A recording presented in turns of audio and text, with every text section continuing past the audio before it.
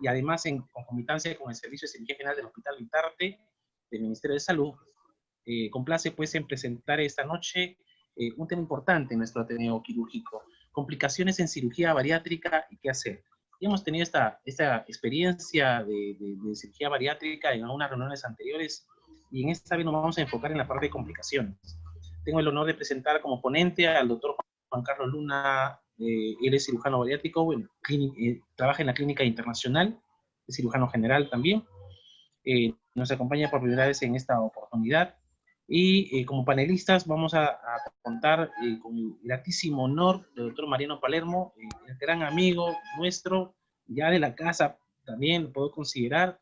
Él es, bueno, cirujano miniinvasivo y bariátrico del Centro 100 Diagnomed, docente de cirugía de la Universidad de Buenos Aires. También es cirujano staff de DAISIN. Y el doctor Domingo Montalvo, bueno, él es cirujano digestivo del Hospital Juan Noé, director de la Sociedad Chilena de Cirugía Bariátrica y Metabólica IPSO Chile. Como moderador, mi persona, el doctor Johan Medrano, cirujano general del Hospital Vitarte. Bien, podemos entonces iniciar. Te doy la palabra, Juan Carlos. Ok. A ver, voy a compartir acá.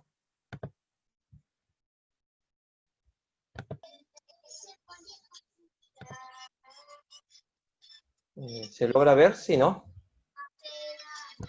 Sí, todo correcto. Okay.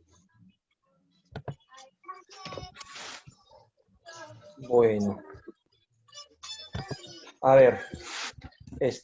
Podemos empezar, ¿no? Sí, podemos empezar, Juan Carlos. Tiene la palabra. Perfecto. Bueno, ante todo, gracias, Johan, y a todo el Hospital de Vitarte, porque siempre veo que están en la vanguardia de la docencia, y la verdad que me parece muy, muy bueno. Como comentabas, desde que te fuiste del hospital hacia Vitarte, veo que has estado permanentemente en este afán de formar residentes y hacer la parte de docencia, que es muy, muy, muy importante, ¿no? Gracias, La verdad que te felicito en eso. Y agradecer la presencia de Ricardo, que también Ricardo lo conozco porque es de mi ciudad, de mi colegio, o sea, hay mucha confianza. Paisanos. Y a Mariano, el orgullo de tenerlo acá, en una charla nuestra. Ya Mariano obviamente tiene una gran experiencia en esto, ¿no? Así que nos va a aportar mucho. Y la idea, obviamente, de esta charla, como hablábamos, Johan, era más o menos compartir el tema de qué complicaciones hay en cirugía bariátrica que nos podamos enfrentar en una emergencia, en un centro hospitalario, en un hospital privado, en una clínica, sobre todo en cirujanos que no son bariatras. ¿Qué hacer ante una situación como esta, ¿no? ¿Qué complicaciones pueden haber y cómo manejarlas? Y ese es el motivo de la charla, ¿no? Porque tengamos en cuenta... No me deja compartir, espérate. Ahí está. Pues tengamos en cuenta que hoy en día, con el tema de que la cirugía bariátrica cada vez ha ido incrementándose, entonces muchas veces las complicaciones terminan siendo atendidas por cirujanos que no han hecho cirugía bariátrica, cirujanos de abdomen, de un hospital, de una clínica. Entonces hay que tener una idea hoy en día de esto de la cirugía bariátrica, qué técnicas hay, cómo se manejan las complicaciones. Entonces, haciendo más o menos un cuadro de las complicaciones que puedan haber, tanto tempranas como tardías, para saber encarar a un paciente que te llega a una emergencia, ¿no? Eso es muy importante. O sea, saber el paciente cuándo se operó, qué tiempo de operado tiene. Tenemos que saber que las complicaciones no solamente se dan en la primera semana, en los 30 días, pueden aparecer al año, a 2 años o más adelante. Entonces hay que tener una idea qué tipos de complicaciones pueda tener el paciente en base al tiempo operatorio y también basado en qué técnica quirúrgica se le realizó. Recuerdo en la charla anterior que tuvimos, en el que era muy importante, que era una de las cosas que yo sí estaba de acuerdo en que todo paciente tiene que saber exactamente qué tipo de cirugía se le practicó. Porque ante una situación de emergencia y no está siendo manejado por su team o por su equipo de cirujanos bariatras, se encuentra en otra ciudad y todo, debe saber comunicar qué tipo de técnica se le practicó, cuándo fue su operación, qué se le estuvo realizando durante todo ese tiempo, cómo fue su manejo. Porque como vamos a ver, no solamente a veces hay complicaciones del punto de vista quirúrgico, por una cuestión técnica, a veces hay emergencias del punto de vista nutricional, que la vamos a ver ahora. Entonces, más o menos, para tener una idea, las hemos dividido en complicaciones tempranas y complicaciones tardías, ¿no? Entre las complicaciones tempranas, lo que más podemos ver es el sangrado, las complicaciones sépticas, como una fuga en el momento, de unos pocos días, y va a originar un absceso, ¿no es cierto? Deficiencias nutricionales, como hemos visto, y las complicaciones tardías, donde empiezan a aparecer estas, que son las, diríamos, más comunes y quizás hasta las más graves, ¿no? Lo que es una hernia interna, que puede originar una obstrucción intestinal, o una obstrucción intestinal de por sí, no solamente se da por hernias internas, una úlcera perforada, migración o estenosis de la banda gástrica, que hoy en día está casi, diríamos, en desuso, podríamos decir, ¿no? Entonces, acá vamos a ver una combinación de 3 factores que se pueden dar, que es el incremento de pacientes operados, el hecho de que las complicaciones tardías, si bien es cierto, han disminuido, pero ya se han mantenido, ¿no? Pueden oscilar entre el 1 al 2%, y el que el paciente no acuda al centro donde él se ha intervenido. Entonces, esto va a llevar como resultado a un mayor número de pacientes que son atendidos por cirujanos no bariatras.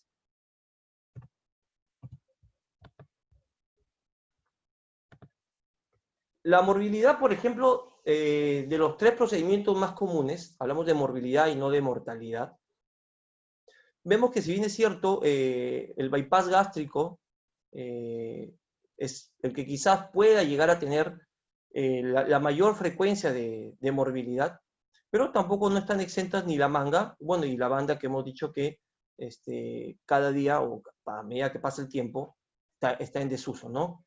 Entonces, es más, está el hecho de que se van retirando ya las bandas gástricas, ¿no? Por las complicaciones que pueden empezar o que puedan llegar a tener, ¿no? Entonces, más o menos tomando esto de un artículo en el que se ve que, por ejemplo, en los 30 primeros días de un posoperatorio, lo más común es que el paciente sean posoperados de bypass gástrico, ¿sí? Y en segundo lugar, el paciente posoperado de una gastrectomía. Entonces, ¿qué síntomas son los más comunes por el que el paciente ingresa a una emergencia? Lo más común es que el paciente llegue con un dolor abdominal, ¿sí? Tengamos en cuenta que a veces un dolor abdominal no siempre puede estar relacionado con un cuadro de obstrucción intestinal. Y como habíamos mencionado, la obstrucción intestinal no siempre se relaciona con un tema de hernia interna. Otro síntoma muy común es el tema de las náuseas y los vómitos. Podemos encontrar cuadros de deshidratación también, por distintos motivos. Por las náuseas, por los mismos vómitos, ¿sí? Dolores torácicos, infecciones, ¿no? Esta es todo una lista de qué síntomas más comunes podemos encontrar ante un paciente que tiene el antecedente de una cirugía bariátrica. Y como diagnósticos más comunes en una emergencia, vemos, de acuerdo al tipo de técnica que se le ha practicado al paciente, ¿no? Ya sea por una banda, estamos hablando de las cirugías más comunes, de una gastrectomía vertical o de un bypass gástrico, vemos que en realidad a nivel del bypass, el hecho de que haya una fuga, ¿no? O una filtración anda en un 2%, el hecho de una obstrucción intestinal entre 1 a 20%. Eso depende mucho también de la experiencia de cada centro. El tema de las úlceras, que ya vamos a ver, las úlceras marginales, ¿no? En el caso de las gastrectomías verticales, el hecho del reflujo, el hecho de la estenosis a nivel de la manga gástrica, ¿sí? Pero tengamos en cuenta que no todas estos diagnósticos de emergencia son manejados o requieren alguna intervención quirúrgica, pero sí es muy importante que el paciente sea atendido lo más pronto posible. Entonces, empecemos con un tema de que, por ejemplo, existe el famoso falso abdomen agudo. Si bien es cierto, en las cirugías bariátricas hay cierto déficit nutricional y sabemos que en el caso del bypass requiere un manejo mucho más adecuado en este tema, más que la banda y más que la manga, ¿sí? Pero no todos estos déficits nutricionales te pueden llevar a una emergencia. Lo más común o lo más complejo es, por ejemplo, un paciente que pueda llegar a tener un déficit de vitamina B1, déficit de tiamina, ¿sí? Que es un paciente que empieza a ser como un círculo vicioso. Tiene déficit de B1, empieza a tener náuseas y vómitos, y a su vez esto origina más déficit, entonces el paciente termina yendo a la emergencia. Son vómitos intratables, ¿sí? En el que el paciente, si no es manejado adecuadamente, empieza a tener cuadros de neuropatía. Empieza por lo más, diríamos, más simple, como una neuropatía periférica, hasta puede terminar en cuadros de encefalopatía, ¿sí? Como vemos acá, hay un periodo corto de vómitos persistentes, ya sea porque hay una estenosis del estómago a nivel del IDRUX, una tensión excesiva o un deslizamiento de la banda gástrica, un edema a nivel del estómago de la gastrectomía vertical. Todas las técnicas quirúrgicas pueden llevarte a este déficit nutricional, ¿sí? Entonces, el déficit de tiamina puede llevar a un paciente a una emergencia y puede terminar siendo un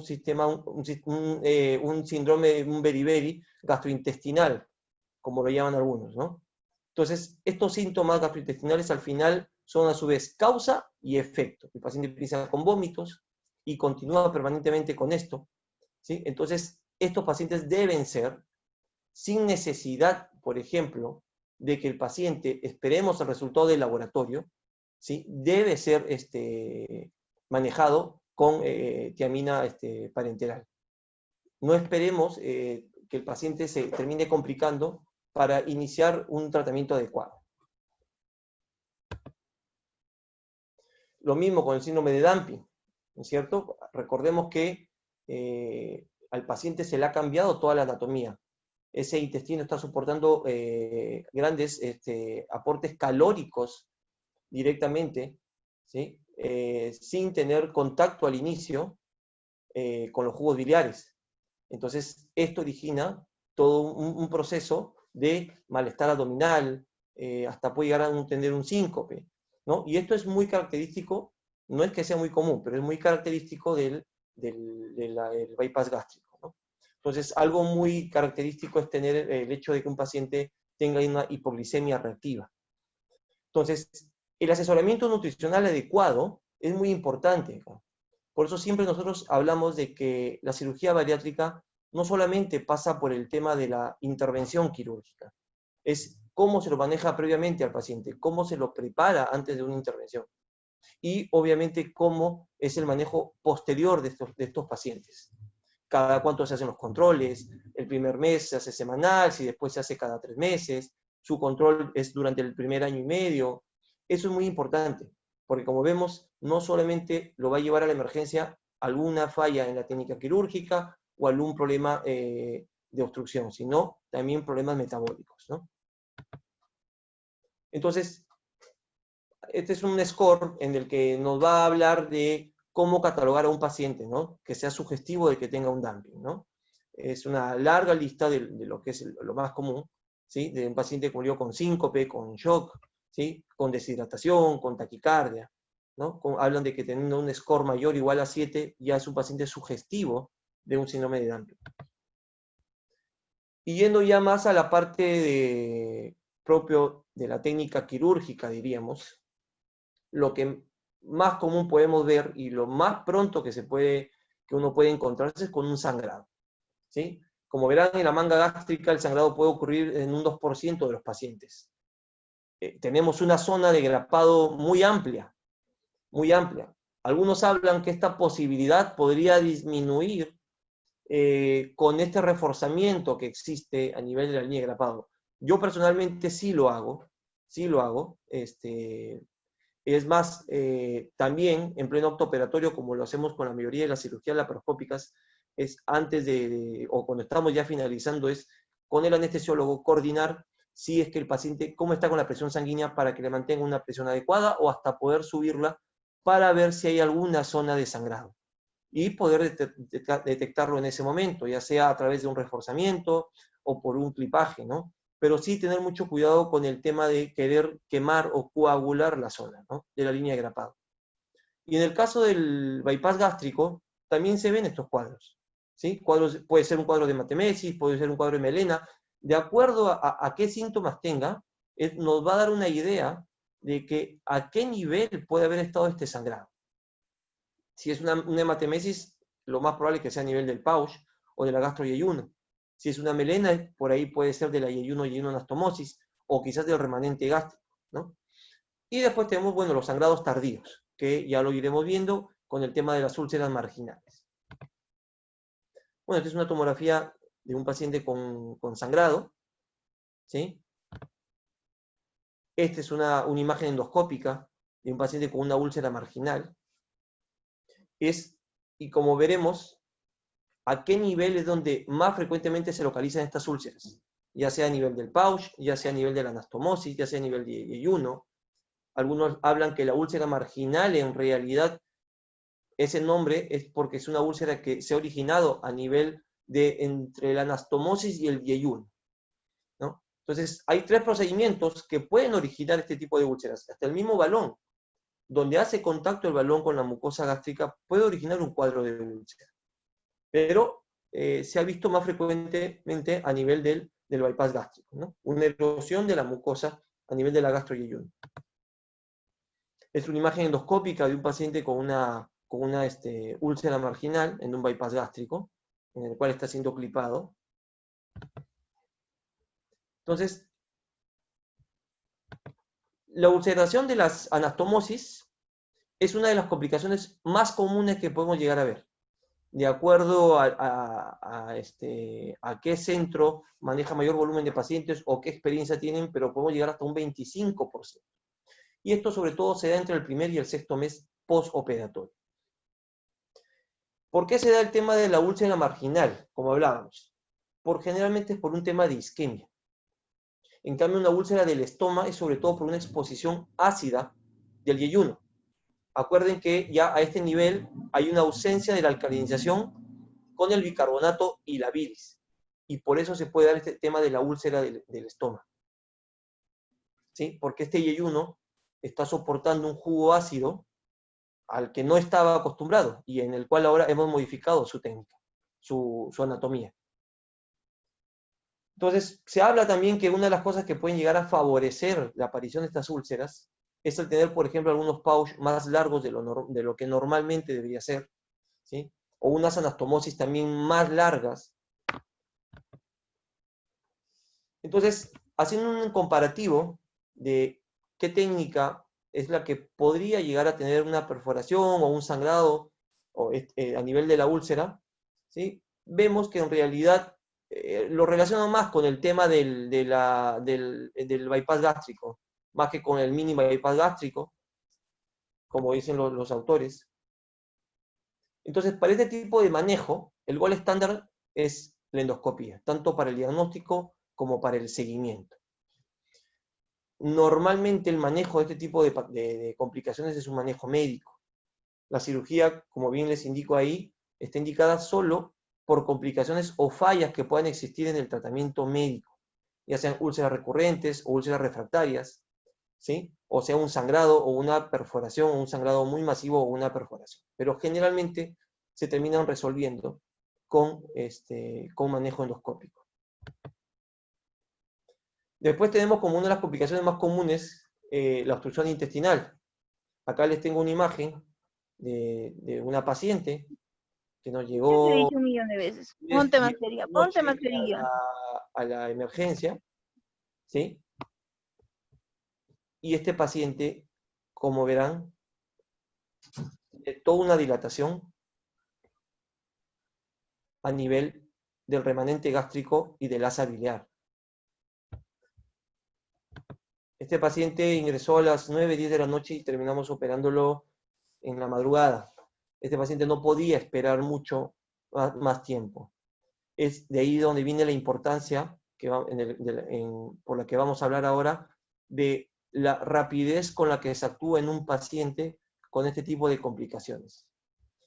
Las obstrucciones intestinales pueden aparecer en forma temprana, en forma tardía, dependiendo a qué nivel ocurre este tipo de estenosis o de obstrucciones, que puede ser, como habíamos hablado, una estenosis a nivel de la Y1, Y1, que es poco común, pero puede ocurrir, ¿sí? O una estenosis, o un sangrado que puede obstruir toda la zona de la asa biliar y originar una gran dilatación del remanente gástrico. Pero la causa más común de obstrucción intestinal son las hernias internas. Y es algo que siempre se toca en todas las charlas que hay.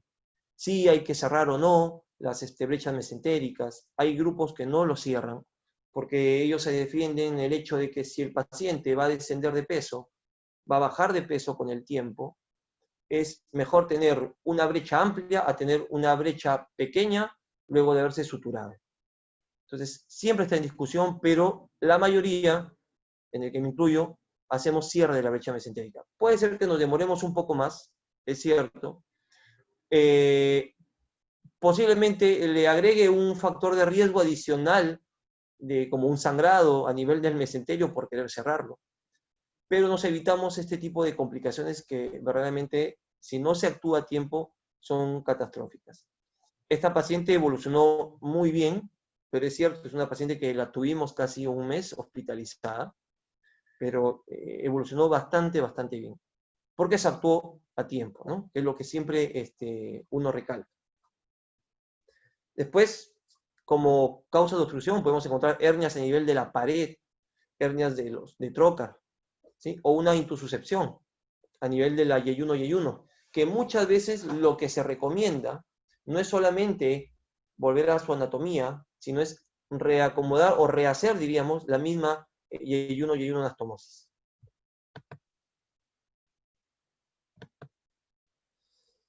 Entonces, ¿cuáles son las causas de la obstrucción intestinal? Dependiendo mucho de la técnica quirúrgica, ¿no? En el caso de una banda gástrica es la migración. En el caso de un bypass gástrico, como habíamos hablado, la hernia interna, a nivel de las brechas mesentéricas, del espacio de Petersen, que no se cerró, una estenosis de la Y1, Y1, que puede llegar a ocurrir, o alguna filtración que pueda pasar a este nivel, y eso, a partir de ahí, se bloquee y haga un cuadro obstructivo. Entonces, ¿cuáles son las recomendaciones? Para que en la medida de lo posible podamos disminuir este tipo de complicaciones. Se habla de hacer una configuración anticólica, porque al ser una anastomosis o un bypass retrocólico, estamos agregándole otro orificio potencialmente herniario. El otro es el cierre manual de la abertura de la Y1, Y1. Algunos optan no solamente en hacer la anastomosis, sino además con otra estructura mecánica, con otra endogea, cerrar esa brecha. Entonces, eso favorece más la estenosis. El cierre de los defectos mesentéricos. Lo que se recomienda es hacerlo con sutura no absorbible, o en algunos casos hasta con clips. Es más, algunos hasta pregonan el hecho de, con una gasa, limpiar la zona de la brecha, esperar hasta que haga unas petequias a nivel del mesenterio, para que eso origine a la larga un síndrome adherencial y disminuir la posibilidad de que pueda haber por ahí una brecha abierta. Pero acá sí es muy importante definir, como les comparto acá, la necesidad urgente de una cirugía de emergencia o llevar un manejo conservador, de acuerdo al nivel o al tipo de obstrucción que estamos sospechando. Con respecto al tema de las fugas, también es algo muy complejo que se ve de acuerdo a en qué momento de posoperatorio aparecen dichas fugas. La mortalidad es baja, pero siempre y cuando se detecte a tiempo. Entonces, acá, por ejemplo, cuando hablamos de una manga gástrica, ¿por qué se da este tema de las fugas o de las filtraciones a nivel del tercio superior del estómago? Porque ese estómago, al ser reducido de tamaño, está soportando ya mayor presión. Y en toda una línea de sutura, o en toda una línea de grapado grande, la zona que va a soportar la mayor presión es a nivel del fondo gástrico, porque las paredes del estómago también varían. Y si sumado esto, hacemos a nivel como se dice, nos queda a nivel del ángulo un diámetro menor de 2 centímetros, de la curvatura menor, voy a originar mayor presión hacia el fondo gástrico y eso va a favorecer la fuga. Y está demostrado que así hagamos rafía o reforzamiento de la línea de grapado, puede llegar a aparecer una filtración a ese nivel. ¿Sí? Y por el mismo evento isquémico que estamos originando al hacer la resección, ¿no? Entonces, la localización más común a nivel por el tema de la manga gástrica es a nivel del tercio proximal. Y tenemos las filtraciones que son agudas, que son en menos de los 7 días, que es lo que decimos que a veces tenemos que entrar y revisar y hacer una laparoscopía exploratoria. Si es posible, hasta se puede llegar a rafiar la zona de la filtración, o pueden llegar a ser tardías, y las que más quizás dolor de cabeza dan son las crónicas, ¿no? Que en algunos casos hasta pueden terminar en una gastrectomía total y hacer un esófago y una anastomosis. Entonces, otra clasificación es de acuerdo a los hallazgos clínicos y radiológicos que puedan haber. Y esto también nos va a decir cómo va a ser el manejo. Si es un manejo endoscópico, un manejo radiológico, o netamente un manejo quirúrgico, ¿no? Si es una tipo A, hay una microperforación. Tipo B, donde ya es detectado por radiología. O tipo C es una fístula con evidencia clínica y radiológica, ¿no? Donde ya el manejo es distinto. O la otra clasificación es de acuerdo a la presentación clínica que puede llegar a tener y a la extensión de la diseminación. Si es subclínica, si la fuga es localizada, o si hay una extensión hacia cavidad abdominal o pleural. Eso también va a llevar al cambio en la técnica quirúrgica o mejor dicho, en el tratamiento del paciente. Entonces, esto es más o menos un algoritmo terapéutico propuesto para el manejo de las fístulas, lo que hemos estado hablando, ¿no es cierto? Acá involucra mucho también el centro donde está siendo tratado el paciente. Si es que contamos con radiología intervencionista, ya sea que la misma sea practicada por cirujanos, como en el caso de Mariano, que se han especializado también en el manejo de radiología intervencionista, o como ocurre acá en Perú, nosotros acá esto lo manejamos en conjunto con los radiólogos, con gastroenterología y con el equipo de cirujanos. Esto nos habla de que el manejo tiene que ser en conjunto. En una charla escuché hace poco y que me quedó grabado es que no es que este paciente yo se lo paso al radiólogo o el radiólogo se lo pasa al gastroenterólogo y este se lo devuelve al cirujano, ¿no? Este es un manejo en conjunto, paralelo a la terapia nutricional que debe llevar este paciente.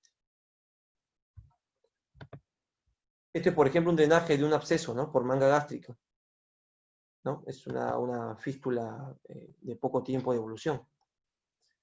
Y para concluir esta presentación, que en realidad, como les comentaba al inicio, era para saber o dar unos puntos de cómo tiene que ser manejado un paciente que acude a una emergencia general, por un cuadro de abdomen agudo, en un postoperatorio de cirugía bariátrica. Esto ha llevado a que el creciente desarrollo de la cirugía bariátrica involucra a un mayor número de pacientes que acuden a emergencia con una nueva anatomía abdominal. Eso es muy importante. Las complicaciones pueden ser tanto perioperatorias como a largo plazo.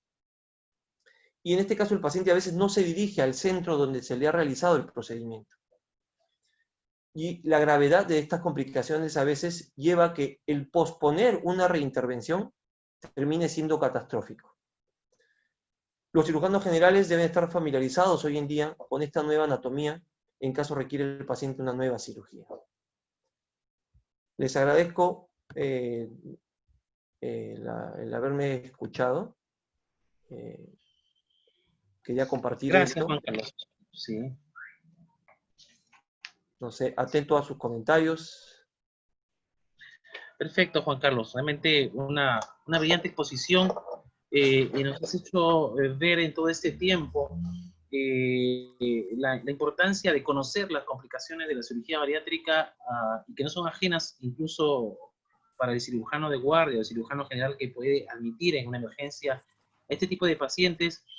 Y es una responsabilidad quizás compartida, tanto con el cirujano bariatra también, y sobre todo, como bien dijiste, es el equipo quirúrgico y más allá incluso que va a tener protagonismo en poder tratar a estos pacientes. Bueno, doy la bienvenida también al doctor Domingo Montalvo, es también cirujano bariatra de IFSO Chile. Te doy la bienvenida, Domingo. Un poquito retrasado, Gracias. pero acá, obviamente, gracias por acompañarnos nuevamente en esta oportunidad. Domingo, ¿cómo estás? De nuevo. Juan. Bueno, empezaste por decir, Juan Carlos, con respecto a que, bueno, en sí resulta inadmisible si es que nosotros consideramos que esto no es un trabajo en equipo. Y bueno, las complicaciones resultan ser con porcentajes probablemente no tan altos que se puedan diferenciar de una cirugía como una colestectomía laparoscópica, ¿no? En sí creo que la cosa no va porque esa cirugía bariátrica sea una cirugía muy compleja y por lo tanto debe tener mucho más complicaciones, sino que acá tiene que ver mucho la parte de trabajo incluso preoperatorio y en cuanto a conocer justamente qué complicaciones puede tener nuestro paciente, porque es un tipo de paciente muy especial. Y mencionaste varias de las complicaciones como por ejemplo, iniciando las más frecuentes como la fuga, y luego de ahí también el sangrado, hemorragia, la estenosis. Yo te preguntaría, iniciaría con esa discusión con Mariano, con respecto al abordaje de este tipo de complicaciones. ¿Qué tan frecuentes son estas complicaciones encontrar en cirugía bariátrica? ¿Son muy frecuentes allá en Argentina o no? Mira, Johan, gracias a Dios no son muy frecuentes, pero en Argentina se hace un volumen aproximado entre todos los grupos de aproximadamente 8.000 cirugías bariátricas por año, un poco más quizá también. Con lo cual, ese porcentaje del 2% de fístula que uno esperaría por todos los equipos te da un número que termina siendo elevado.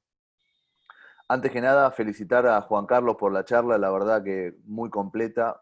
Abordaste, Juan Carlos, todos los temas, muy, pero muy bueno. Una cosa no estoy de acuerdo, que vos seguramente vas a decirme que tengo razón, cuando decimos que la mortalidad por leaks es baja. Yo en una charla que tengo siempre muestro un trabajo de, no me acuerdo ahora, creo que fue publicado en Surgical Endoscopy en el 2013, no me acuerdo por quién, y dice el trabajo que es baja, porque te muestra un 1.5 de leaks y te da como si fuese la mortalidad 0 punto algo, pero en realidad hay que tomarlo sobre todos los leaks, y cuando uno da vuelta al trabajo te da como un 9% de mortalidad por leaks, con lo cual, como decís vos, es la complicación más temida que uno puede tener, y hay que tratar de tratarla lo más precozmente que uno pueda, así como dijiste con la obstrucción intestinal, con el leak también, la forma que uno pueda tratarla, porque si no, a ver, ¿qué hacemos los cirujanos? Uno trata siempre de negar sus complicaciones. Ahí Domingo seguramente lo conocerá, al chileno que hace toda el acting de las complicaciones y en un momento como que lo niega y uno termina negándolo y tratando de tirar para adelante la complicación. Y acá en estos pacientes bariátricos es donde uno tiene que tener un riesgo mínimo de complicaciones. Entonces, si uno tiene la complicación, hay que asumirla y tratarla rápidamente. Y como decías también, Juan Carlos, es esencial, y estoy totalmente de acuerdo, el abordaje multidisciplinario. Así como los que hacemos cirugía bariátrica estamos acostumbrados y nos acostumbramos a trabajar en forma multidisciplinaria para que el paciente llegue bien a la cirugía y después el postoperatorio sea lo mejor posible, en el tratamiento de las complicaciones también. Nosotros cuando tenemos complicaciones está el cirujano percutáneo, el cirujano bariátrico, la nutricionista, la licenciada en nutrición, el psicólogo, todos encima del paciente, y eso me parece que es clave para que ande lo mejor posible la complicación. Sí, Mariano, me gustó mucho cuando Juan Carlos mencionaba acerca de que el paciente incluso tiene que estar informado. Informado porque el paciente cuando va a una emergencia por una complicación, el cirujano que lo va a atender pues desconoce prácticamente hasta incluso el tipo de técnica, y acá la anatomía de la técnica aplicada es importante para poder comprender quizás la magnitud de la complicación y sobre todo tener la sospecha, que es importante, ¿no? La signología quizás es un poco variada, y podría incluso, y hablan de un falso abdomen agudo en un momento que tiene que ver con una base nutricional y no con una falla quirúrgica básicamente. Entonces, la sospecha es importante, sospecharla bien, y un paciente informado me parece que también ayudaría mucho para poder atender precozmente, que es lo más importante y recomendable de complicaciones.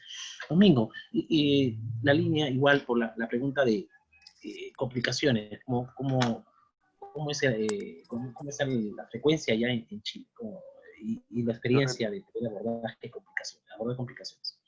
Gracias, Johan, una vez más por la invitación. Juan Carlos, bien, muy buena la presentación.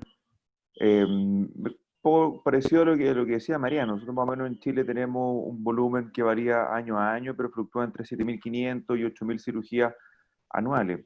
Y si eso uno lo ve porcentualmente versus nuestra población, que somos 17 millones, la verdad da un porcentaje mucho más alto que en Argentina y en muchos otros países de Latinoamérica. En general en Chile se hace mucha cirugía bariátrica porcentualmente, a lo mejor no en N, pero sí porcentual.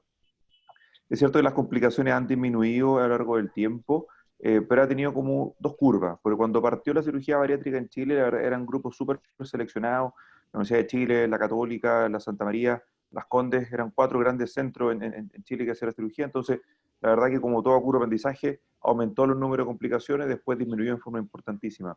Y después se mantuvo en un plató durante muchos años, y yo me atrevería a decir que en los últimos 4 o 5 años han aparecido nuevos centros, se ha diversificado a lo mejor los lugares donde se hace la cirugía, entonces una vez más han aparecido un poco nuevas complicaciones, que es la curva de aprendizaje de estos centros un poco más jóvenes. En cuanto a los leaks, yo personalmente le tengo mucho más susto a una manga que a un bypass. Yo creo que un bypass que te quedó bien hecho, un bypass que se fue al segundo o tercer día, depende un poco del centro, incluso ahora con el protocolo ERAS a las 36 horas, que no hizo taquicardia, que no tiene dolor, que la anastomosis te quedó bien, la verdad que rara vez hace una fístula.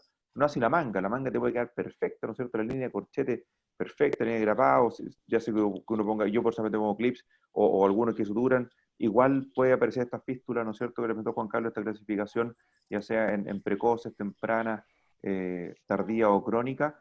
Yo creo que eso va más que nada para manga, pero en general los bypass cuando filtran precozmente, y uno de los signos para los residentes del fondo que tienen que saber es la taquicardia. Un paciente que se opera de un bypass, ese paciente en 24 horas no puede tener más de 100 de frecuencia cardíaca, no puede tener más de 100.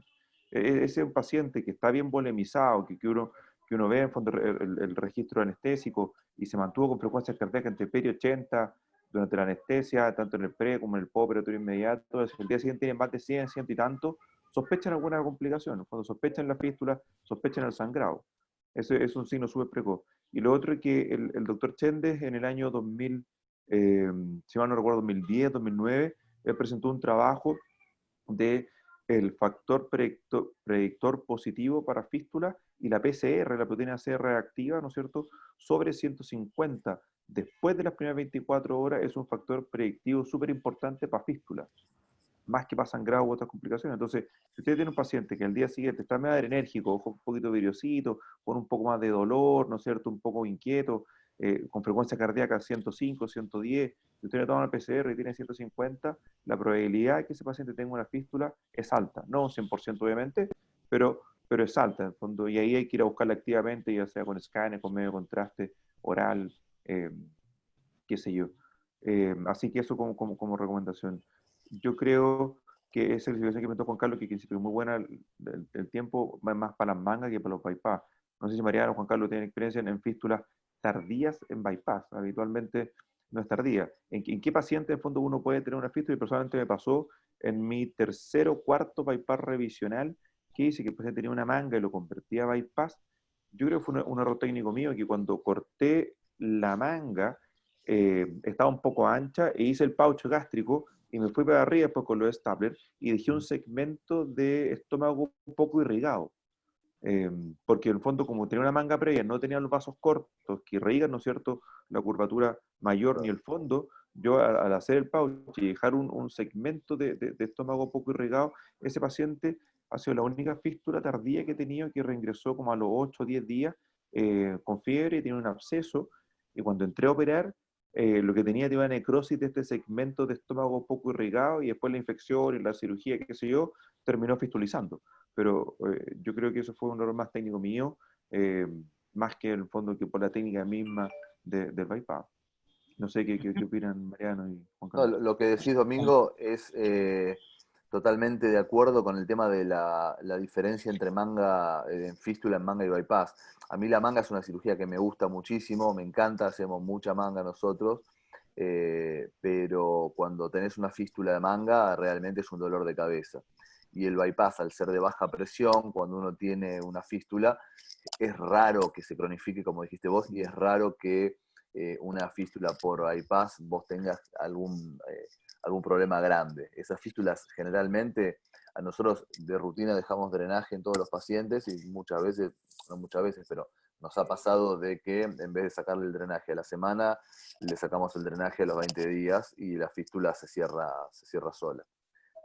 Con manga no pasa eso. La verdad que el cierre de la fístula post manga es más bravo. Por suerte la incidencia es baja, pero es complejo. Sí, es algo como siempre te dicen, ¿no? ¿Qué prefieres tener, ¿no? ¿Una complicación de manga o una complicación de bypass? Si te dan a elegir, la mayoría termina eligiendo, prefiero manejar un bypass complicado que una manga, ¿no? Definitivamente porque son fístulas de difícil manejo, ¿no?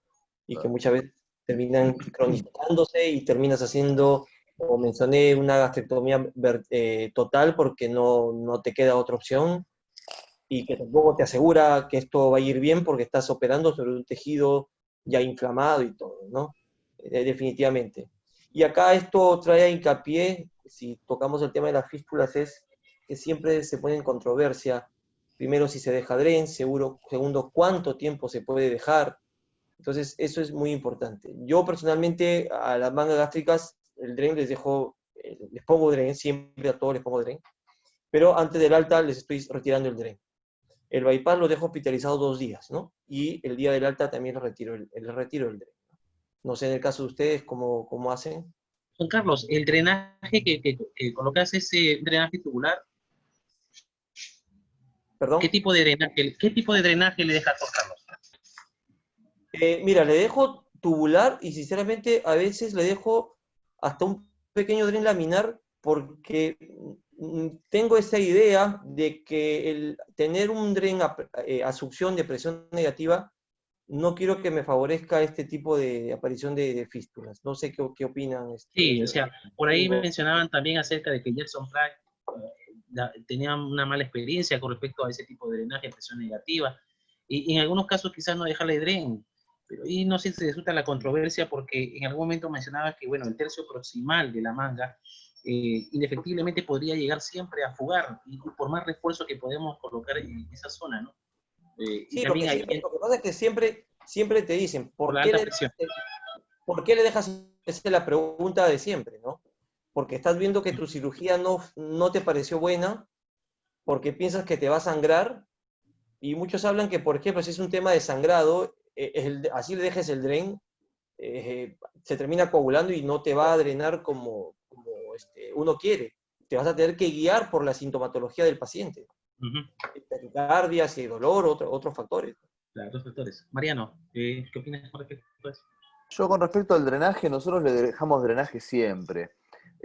Obviamente, si uno va a las evidencias, la evidencia claramente te dice que podés no dejar drenaje y no pasa absolutamente nada. Yo en charlas que he tenido con Michel Gagné, él me dice, yo no dejo drenaje de hace 15 años y la verdad el porcentaje de fístula es muy bajo, pero a nosotros el drenaje en un par de oportunidades nos ha salvado. En un sangrado post-manga, que sangró por el drenaje, se autolimitó, se reinternó la paciente, se transfundió, pero no hubo que reoperarla, nada, y si no hubiese tenido el drenaje, hubiese hecho una colección que tendríamos que haber drenado después en forma percutánea. Algunas veces también alguna fístula post-bypass, que como les comenté anteriormente, dejé el drenaje más de lo habitual. Entonces nosotros terminamos dejando drenaje. Lo dejamos 7 días generalmente. Le damos el alta a los pacientes tanto manga como bypass a las 48 horas, a veces un poco antes, a las 36. pero el drenaje se lo saco después por consultorio. Si es evidencia científica fuerte o no, no sé, pero yo me voy más Tranquilidad tranquilo, emocional. duermo más tranquilo con el drenaje. Obviamente, el drenaje al paciente le molesta, hay veces que se te infecta el sitio peridrenaje, pero, viste, yo esas veces, fueron pocas, pero me salvó el drenaje de una reintervención, entonces la verdad que lo seguimos dejando de rutina a todos los pacientes, tanto manga como bypass. Y Mariano, ¿refuerzas el tercio proximal de la manga? Sí, a pesar de No, sobre línea de grapado. refuerzo toda la manga, no solo el Ujú. tercio proximal. Nosotros reforzamos con Vicryl 2 ceros, con aguja SH, toda la manga desde arriba hasta abajo, con sutura transfixiante continua. Y, a ver, obviamente eso uno lo hace básicamente por el sangrado, porque está probado que el refuerzo, ya sea con SimGuard, si tiene la plata para hacerlo, con sutura transfixiante como hacemos nosotros, es básicamente por el sangrado y no tanto por la fístula.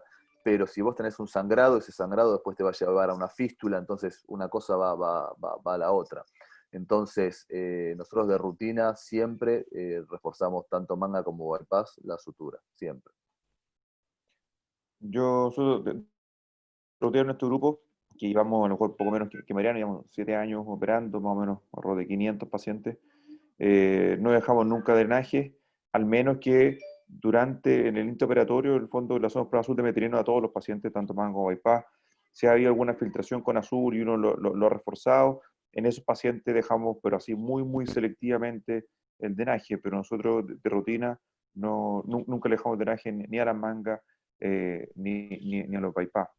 Otro punto que tocó Mariano y que estoy súper de acuerdo con él, en el fondo, que cuando uno lee los trabajos de refuerzo de sutura de manga, hay que ser bien crítico con la lectura, porque en el fondo refuerzo se considera desde que tú estás SimGuard, desde que le hace punto transfixiante, punto invaginante, clip, surgicel, en el fondo cualquier tipo de cosa que uno le haga a la línea de corchetes de la manga y del remanente gástrico en el bypass, se considera refuerzo. Entonces, si me preguntan si yo refuerzo, mi respuesta es sí, pero ¿cómo refuerzo? Yo refuerzo con clips en todos los puntos como sea sangrante de la manga y en los puntos de transición de los staplets, y después le dejo surgicel. ¿Verdad? Una pregunta que nos viene acá en el chat y va para ambos. Es con respecto a, dice, sorprendentemente el volumen de pacientes con manga gástrica, es sorprendente el volumen de pacientes con manga gástrica tanto en Chile como en Argentina operados. Y les gustaría saber acerca del tratamiento endoscópico de las fístulas y drenaje de los LICS. Si hay experiencia con respecto al tratamiento endoscópico de tanto de fístula y drenaje de los LICS. Mariano. Sí, que de experiencia, yo la verdad no tengo experiencia en endoscopía, pero sí, por endoscopía se pueden colocar catéter de pictel interno, se puede hacer septotomía, se pueden hacer clips de tipo Vesco, clips comunes, hay un montón de tratamientos. Y sí, el porcentaje de manga es enorme. Para que te des una idea, en Argentina, sí, más del 60% son mangas gástricas. En Chile yo creo que también hay un número muy, muy alto de manga gástrica, y a nivel mundial, hoy por hoy, más del 55% de los casos en todo el mundo son mangas gástricas.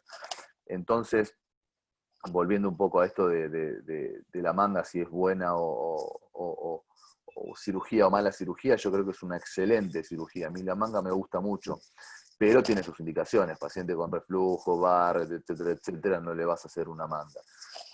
Pero cuando algo se masifica y no tenés la indicación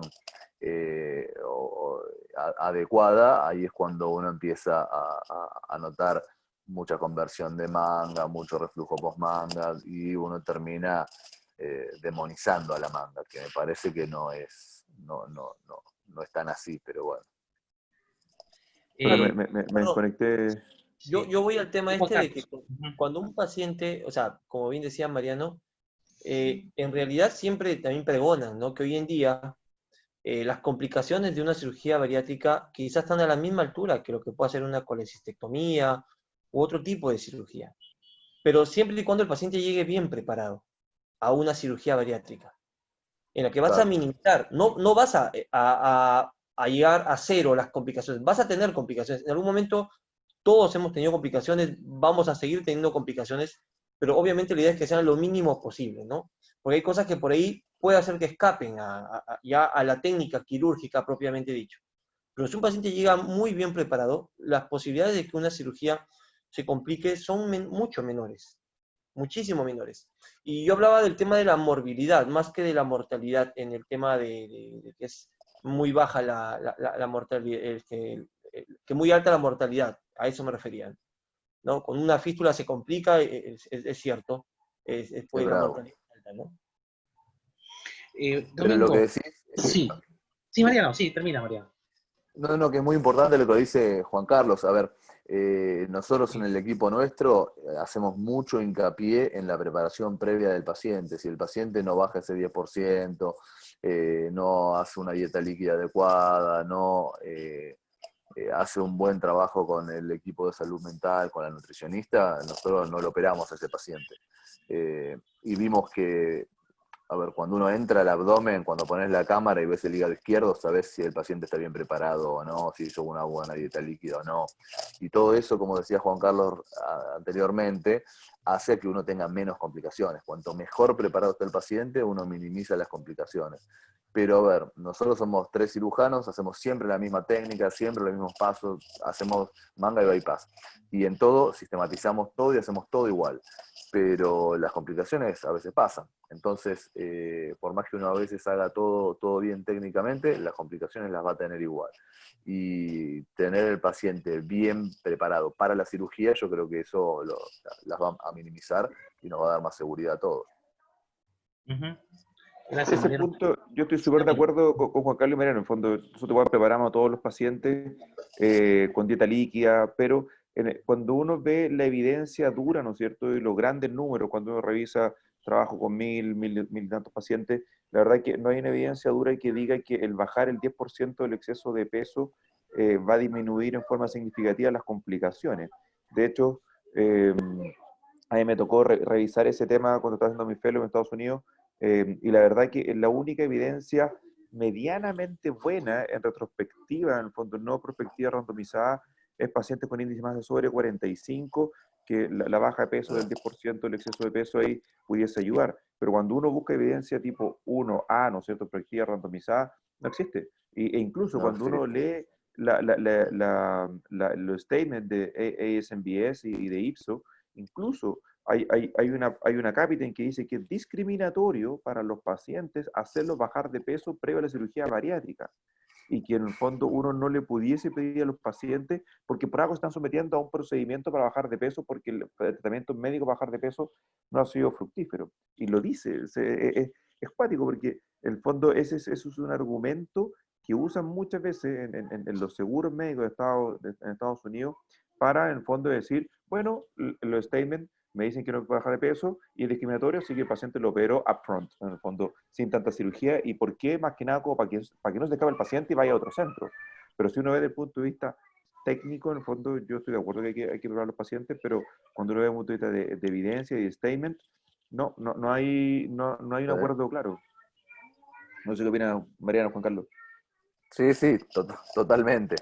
Pero, a ver, uno también, que el paciente llegue bien, lo hace para que vos veas que el paciente está bien inmerso en el sistema y que el postoperatorio lo va a cumplir bien y que vas a lograr, aparte de las complicaciones, un buen descenso de peso a largo plazo. Digamos, una buena adherencia al tratamiento. Pero tenés razón, ¿sí? Evidencia científica fuerte para eso no hay. No, y uno lo hace sobre todo porque, a ver, como bien dijiste, uno es ventaja para el paciente y la ventaja para el cirujano, porque qué mejor escena que entrar con la cámara y ver que ese piplo no es tan redundante, que ese hígado izquierdo es pequeño o no es tan grande, y además lo haces por el hecho de que es cierto, a veces el paciente no te va a bajar de peso antes de la cirugía, pero es una forma de ir adaptándolo a su posoperatorio. porque también es complicado decirle, te opero, no importa, si no bajaste de peso, no hiciste dieta líquida, y al día siguiente de operado va a estar, ¿cuánto? 15 días, 30 días con dieta líquida, y como que es un poco chocante, ¿no? Entonces, es una forma de ir preparándolo y haciéndole una inmersión a esto, ¿no? Pero es cierto, nunca vas a lograr que tu paciente baje de peso como uno desea, definitivamente. Tal cual. Yo personalmente en nuestro grupo nosotros hacemos mucho hincapié con el paciente índice de masa sobre 45. El paciente sobre 45, nosotros somos súper enfáticos en que el paciente baje al menos el 8 o 10% del exceso de peso. El paciente bajo 45, nosotros lo dejamos a todos los pacientes una semana de dieta líquida, y la verdad es que no hemos tenido grandes complicaciones. A veces es cierto, pues Juan Carlos, uno entra y uno ve un hígado así gordo, turgente, lleno de grasa, y uno le pone el Natanson y se quiebra. A mí me pasó un paciente por eso, se me quebró el hígado. Y te Y ahí, valoró la bueno, cirugía. claro, ahora también cuando uno lee la Sí, verdad. evidencia del NALF o el NASH en el fondo, el ácido hígado... Perdón que estoy con mi hija, pero hoy día 10 de septiembre en Chile fiestas patrias, así que estamos de vacaciones. Ah, ¿verdad? Felices Perfecto. fiestas, felices fiestas. Felices Felicidades. fiestas, Domingo. Yo creo que si no hubiese sido, si no hubiese estado en pandemia, en cuarentena, no hubiese podido estar en condiciones de estar acá, pero como estamos en pandemia, en cuarentena, no se pudo celebrar mucho, así que puedo estar aquí. Bueno, y claro, en lo que sí, en la poca evidencia que hay de bajar de peso es en el hígado graso principalmente, ¿no es cierto?, que disminuye el hígado graso y disminuye el tiempo operatorio y las complicaciones del intraoperatorio, precisamente por esta como fractura o este hígado que molesta. Otro punto que quería tocar de la presentación que hizo Juan Carlos, el cuanto el cierre de las brechas. Yo creo que ese es un tema también que da para discutir mucho. Yo personalmente yo no cierro brechas. Yo no cierro ninguna. Yo soy un convencido, probablemente sí, tengo más hernias internas que los grupos que sí cierran las brechas, pero hasta ahora, afortunadamente, mi porcentaje es más o menos como un 4-5% de hernia interna. No he tenido ninguna hernia compleja, en fondo, ninguna hernia complicada. Sí han llegado con obstrucción, ¿no es cierto?, con vómitos, con dolores medio crónicos, medio recurrentes, pero hasta ahora no me ha tocado, afortunadamente, toco madera, que no ha llegado ningún paciente con una necrosis, por ejemplo, de asa o una hernia atascada realmente, sino que una hernia que no es irreductible, pero no atascada, no con una necrosis. Así que soy convencido, yo prefiero Domingo, operar. Sí, ¿por qué crees que la casuística de hernias no es tan alta como en teoría quizás se podría esperar con O sea, yo creo que un 4 o 5% no es las bajo. brechas que uno deja en acto Yo creo que 4 o 5% no es bajo para hernia. Y operatorio? también ¿Por qué crees que existe un es bajo, no? porcentaje de pacientes que se pierde lamentablemente. Si bien yo estoy en Arica, ¿no es cierto?, una población pequeña, más o menos cautiva, igual hay migración de pacientes. En el fondo, por lo menos en Arica, en el norte de Chile en general, vive mucho de la minería y hay mucha movilidad de pacientes que se van cambiando de ciudad en base a sus trabajos. Entonces, hay pacientes que se pierden simplemente. Entonces, obviamente es difícil tener el seguimiento del 100% de los pacientes. Cuando uno ve los trabajos, la verdad es que el número de seguimiento es súper bajo. O sea, un trabajo que tenga más del 80% de seguimiento a más de 3, 4 años, pues son re pocos. Entonces, yo creo que un 4 o 5% no es bajo. Yo creo que uno debería tener menos hernias internas. Los números que presentó Juan Carlos, que va de 1 a 9%, me parece que 9 es demasiado.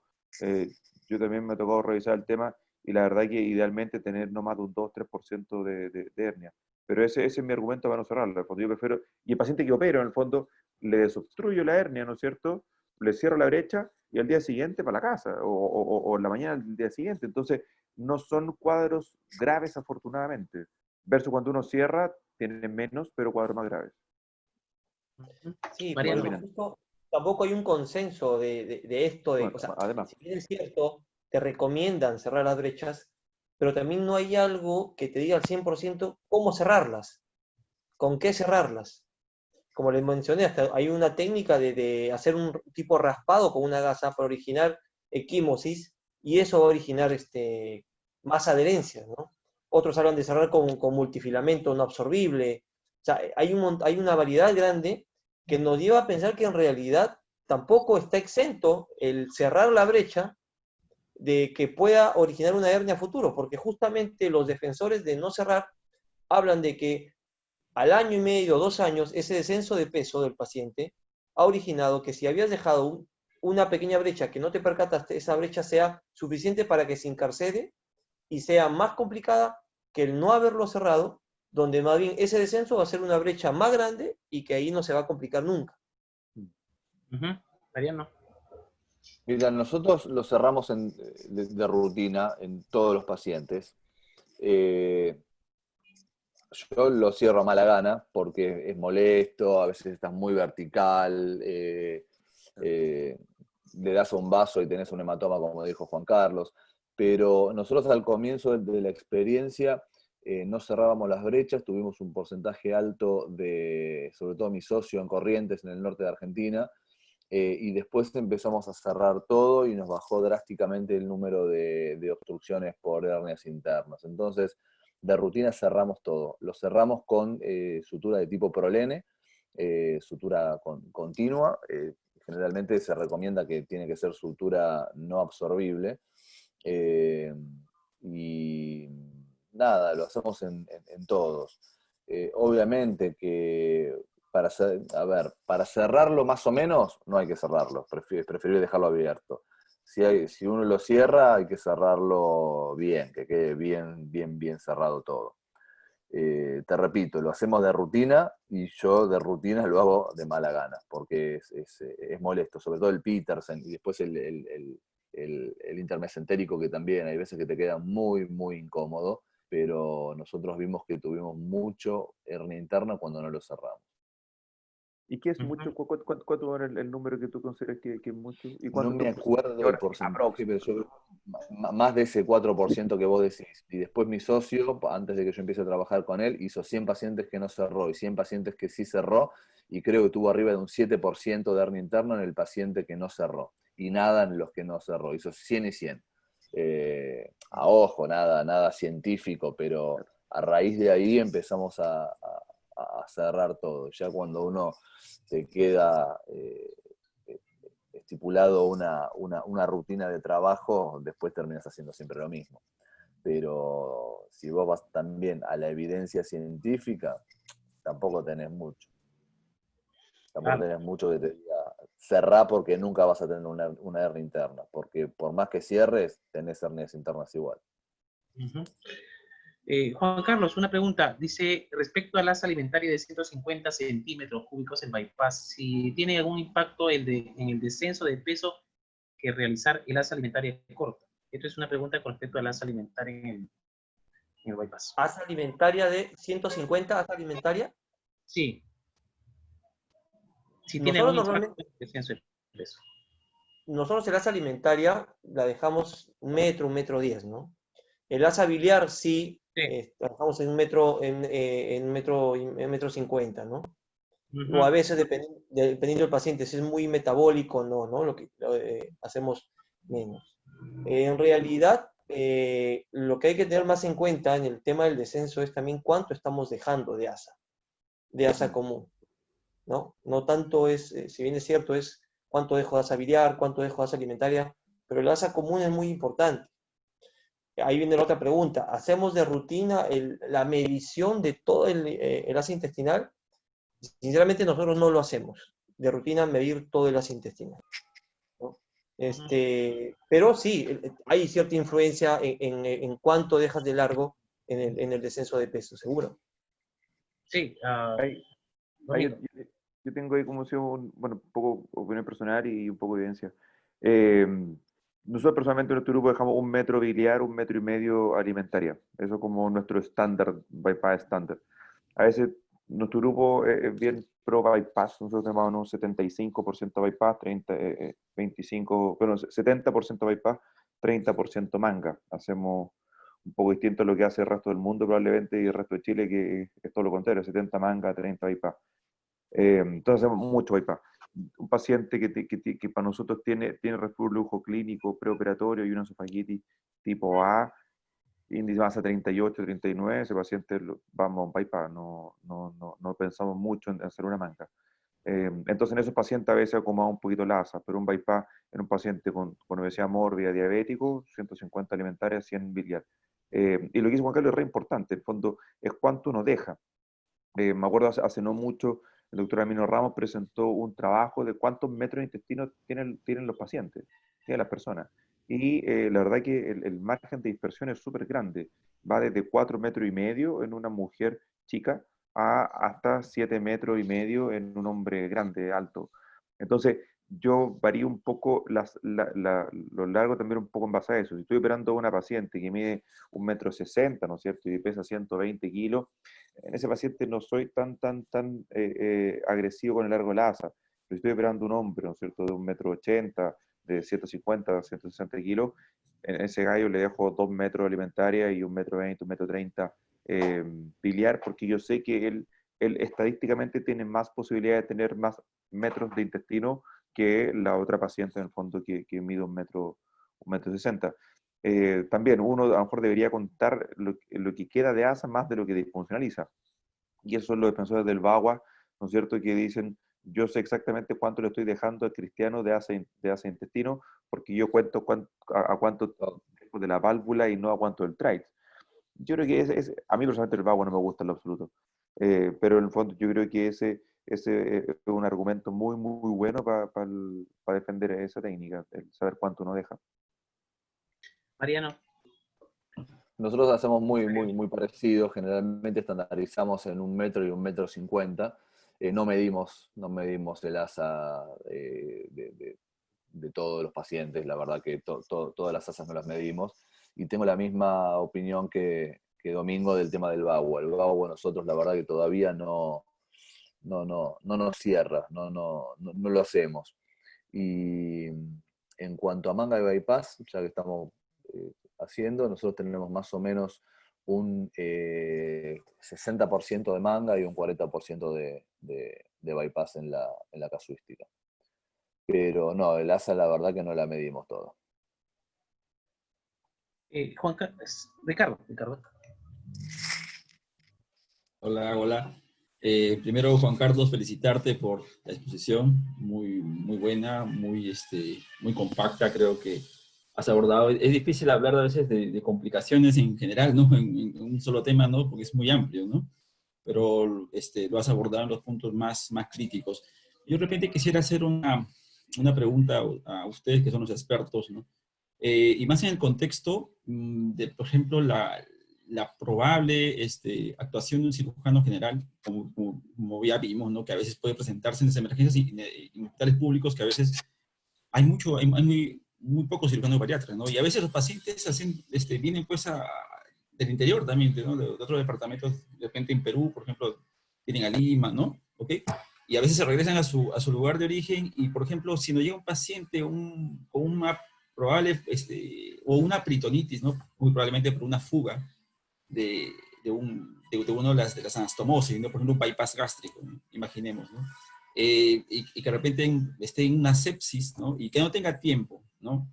Desde el punto de vista, ¿cuál es la manera de abordarlo en el manejo quirúrgico para un cirujano general como un control de daño? Por ejemplo, si de repente la fuga se derivara de la anastomosis gastroyunal o de repente de la ayuno de una anastomosis. No sé si nos pudieran de repente dar sus opiniones respecto a eso, desde el punto de vista de la actuación del cirujano general en este escenario. Gracias, Ricardo. Mira, Juan Carlos. Eso justo es una de las cosas que mencionaba, ¿no? El tema, en uno de los artículos hablaba mucho de lo que era el turismo médico, ¿no? Por eso yo en un momento toqué esto de que hay que estar preparados en todos los hospitales porque el incremento de la cirugía bariátrica va a llevar a que, como bien dice Ricardo, te encuentres en una emergencia con un paciente, te dice, me operé de una cirugía bariátrica y no sabe verdaderamente qué se le hizo, y si sabe que se le hizo un bypass, tú no sabes cuánto intestino tuvo, porque una cosa es que se le mida el intestino en la primera cirugía y una cosa es que se le mida si vas a reintervenirlo 1 año o 2 años después de la operación, ¿no es cierto? Va a depender mucho qué es lo que tiene ese paciente, qué cuadro clínico tenga. Tengamos en cuenta que ahora, en base a ese tema, ahí ya entra a tallar otro que es el paciente en qué condiciones hemodinámicas está. ¿está en condiciones de hacer una laparoscopía exploratoria o ese paciente directamente tiene que ir a una cirugía abierta? ¿Está en shock hemodinámico? ¿Está en condiciones de soportar una laparoscopía? O, como menciono, hacer directamente una cirugía abierta, si ese paciente va a terminar con una abdomen abierto, una laparostomía o una bolsa de Bogotá, como en nuestros hospitales vemos mucho de eso, ¿no? Para una cirugía revisional después. Y depende mucho cuál sea lo que le ha originado el abdomen agudo al paciente, ¿no? Si se habla, si el paciente llega con una peritonitis, está la otra parte, si en ese momento se hace una resección y anastomosis primaria, son temas que, como ves, ya entran a tallar temas de rutina de cirugía general. ¿Qué haces si un paciente te llega con una peritonitis, le haces una anastomosis primaria o le haces una ostomía? ¿Cómo lo manejas? ¿No? Con abdomen abierto. O sea, es un tema muy, muy grande, ¿no? Muy complejo. Juan Carlos, pero ahí, por ejemplo, ¿cuál sería primeramente, en principio, la sospecha de que estamos frente a un paciente que se ha complicado, ¿no? Y el abordaje, ¿cuál debería ser el más adecuado? Y la laparoscopía que ha tomado bastante ventaja últimamente, y en pacientes de ese calibre, digamos, la laparoscopía nos podría orientar de inicio, creo yo, para identificar la lesión o dónde está la complicación, y luego de ahí determinar si es que esto podría ir a una cirugía abierta, creo, ¿no? Y hacer control de daños, lavar y drenar, ¿no? Porque Claro. reparar una fuga sería a veces no lo más adecuado en ese momento, ¿no? Creo yo. No, por eso te mencionaba, ¿no? O sea, ese paciente, por ejemplo, no hay que perder tiempo, o sea, tiene que hacerse una tomografía, ver qué es lo que lo está llevando. ¿Es una obstrucción? ¿Es una fístula? ¿O una úlcera perforada? No sabemos qué ha ocurrido, pero ese paciente tiene que reintervenirse. Y en base, obviamente, a lo que encuentras, es lo que se le va a hacer, ¿no? Es distinto el manejo de una úlcera perforada a una necrosis intestinal, como bien decía Domingo, por una hernia interna. O sea, va a depender mucho qué es lo que encuentres, pero el paciente, lo que yo hablaba era que un paciente posoperado de una cirugía bariátrica no se debe demorar su reintervención. Ese paciente tiene que reintervenirse, hacerse una tomografía, ver qué hay y ingresar a sala de operaciones. Pero obviamente siempre y cuando tengamos más o menos una idea qué cirugía previa tuvo este paciente. Si cuento con tomógrafo o no en el hospital donde estoy también. ¿Entiendes? Son un montón de factores. Si el paciente, como te decía, si está hemodinámicamente estable o está inestable, que te pueda soportar hacer una cirugía laparoscópica. Mariano, ¿qué hay que hacer ahí en esos casos? ¿Qué recomendarías? Mira, lo primero, frente a una sospecha de una fístula en estos pacientes, es hacer una imagen. De acuerdo a lo que nos dé la imagen, podemos evaluar cómo seguimos con el tratamiento. Obviamente, evaluar el contexto clínico del paciente, si está estable, inestable.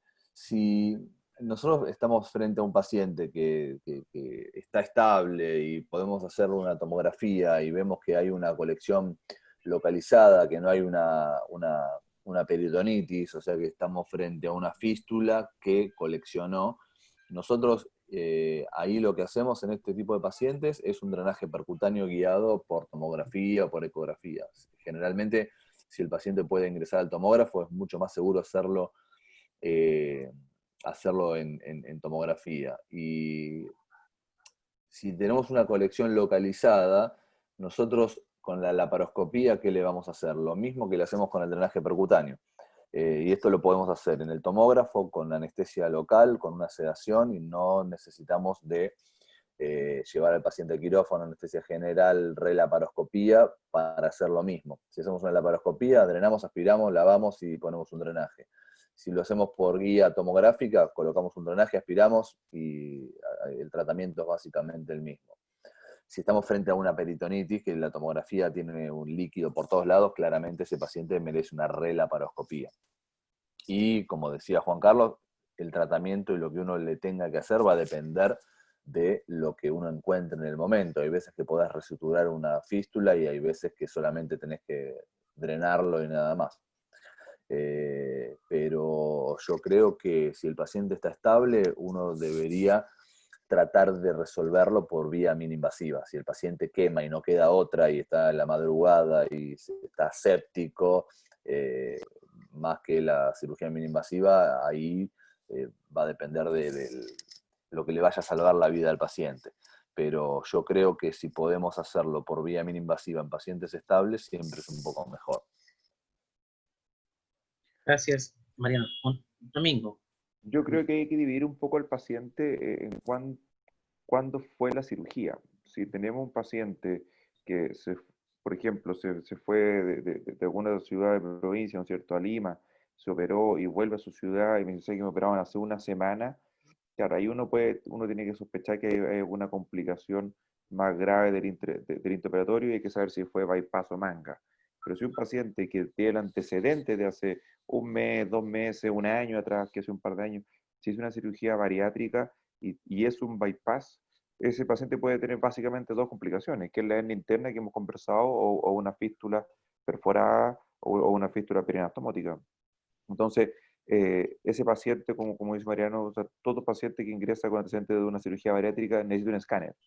Por mucho que tenga un apendicitis, una cola aguda o lo que sea, en el fondo la semiología clínica de ese paciente es distinta. En el fondo, la guata cambia. En el fondo, aunque tenga una simple apendicitis, ya el dolor ya no migró porque ya moviste los mesos. Entonces, tú al mover los mesos, el dolor de apendicitis de ese paciente no es el mismo. Entonces, cambia tu percepción. Y luego también acordarse que existe, incluso un poco más, traigo un trabajo publicado ahora de Matías Sepúlveda, que el 36% de pacientes post-bariátrica hace colelitiasis. Entonces, también no olvidar eso. En el fondo, más o menos entre 30 y 40% de los pacientes que se operaron de cirugía bariátrica hace un año o más, puede presentar una cola aguda simplemente. Entonces el paciente se llega, ¿no?, con dolor epigástrico, ¿no es cierto? Y dice, chuta, una fístula, un líquido, un sangrado, qué sé yo. Y el cristiano tiene una cola aguda simplemente. Pero en el fondo, no olvidarse de ese número. Vamos a un 30, entre 30 y 40% hacen coelitiasis dentro del primer y segundo año. Y te lo separaría. Un paciente que tiene una manga y un bypass, un paciente que tiene un bypass, pensar en la fístula, o sea, en la úlcera perforada, perdón, o en la obstrucción, y el paciente que tiene una manga, pensar en la fístula crónica o la fístula tardía. Yo creo que esas son las dos principales complicaciones a las cuales el cirujano general se debería enfrentar. Porque si un paciente que está operado reciente, debería acudir a su centro donde se operó o tener contacto con la enfermera, con el médico, con la coordinadora, qué sé yo, en el fondo, si se operó en un equipo multidisciplinario, ese paciente tiene que tener un número de teléfono de alguno de los integrantes del centro. A lo mejor yo personalmente no le comparto el número de mis pacientes, al menos que sea muy puntual y qué sé yo, pero todos tienen el de la enfermera coordinadora.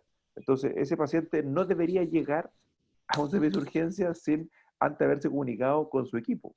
Entonces, en teoría, si el paciente está bien operado en un lugar bien controlado, ese paciente debería ir con más información. No, por último, que el residente sepa, llame a la enfermera, al médico y dice, ¿sabe qué? Estoy con su paciente, ¿qué le hizo? ¿Qué le hago? No sé, yo creo que ese debería ser el escenario. No sé, no sé qué opina Juan Carlos Mariano. No, Totalmente definitivamente de acuerdo.